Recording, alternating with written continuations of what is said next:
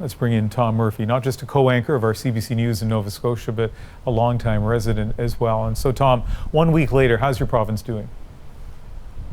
Well, Ian, as you know, there's an arc to these kinds of tragedies, really. It goes from shock to grief to anger, mourning, and hopefully you get to healing. And I'd say people are probably somewhere in the middle there right now here in Nova Scotia.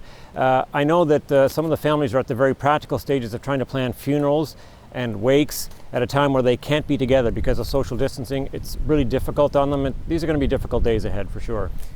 And let's talk about the RCMP. They lost a member here. They responded to the emergency, but Tom, they're facing some questions as well. Yeah, tons of respect for the officers who responded that day and put their lives on the line for sure. But there's a couple things here.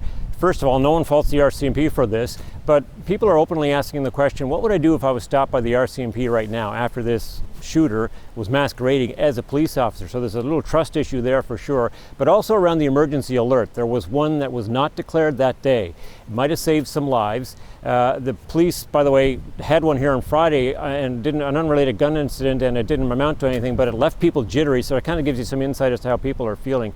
But the RCMP and Superintendent Darren Campbell, who has Cape Breton roots, by the way, vows to do better. I hear the families of those victims. We hear them full force. They have every right to ask those questions. They have every right to be angry.